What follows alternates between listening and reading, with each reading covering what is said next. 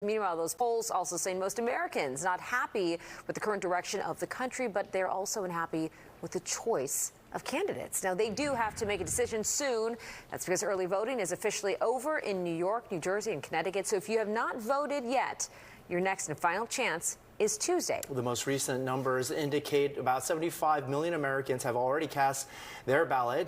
Duarte, Geraldino joins us now with more on the last-minute messages from the candidates. Duarte. Hey there, Arthur. One of the polls that a lot of people are talking about right now is conducted by the Des Moines Register and Mediacom. It shows Kamala Harris taking a lead in this red state.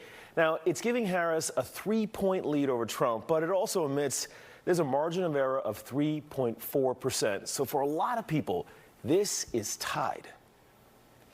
More than 70 million Americans already voted, according to the University of Florida Election Lab. But with nearly 100 million more votes still up for grabs, Vice President Kamala Harris and former President Donald Trump were campaigning hard on Sunday. Harris spoke at a black church in Michigan. So, church, in just 2 days, we have the power to decide the fate of our nation for generations to come. Trump held a rally in Pennsylvania. And if you don't vote, you're stupid. You're stupid. 4 years of Kamala Harris have delivered nothing but economic hell for American workers. Polling shows the two are neck and neck. An ABC News Ipsos poll shows Harris with a slim 3-point lead over Trump among likely voters. But a recent New York Times Siena College poll in 7 key swing states gives a more nuanced picture. It shows Harris leading in Nevada, North Carolina, Wisconsin, and Georgia. Trump takes Arizona, but the two are tied in Pennsylvania and Michigan, where they spent much of Sunday. Trump's main pitch, vote red to strengthen the economy and protect the border. By the way, the polls are just as corrupt as some of the writers back there. They can make those polls sing. They can make them sing. They brag about it. I got a poll, I'm 10 points up in Iowa. One of my enemies just puts out a poll, I'm 3 down.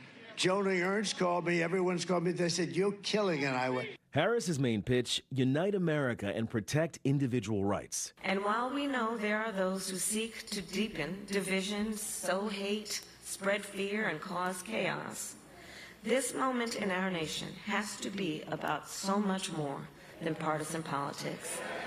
It must be about the good work we can do together, about our fundamental values, and about us as Americans and as people of faith. You got this. Harris also showed a lighter side, appearing on Saturday Night Live. I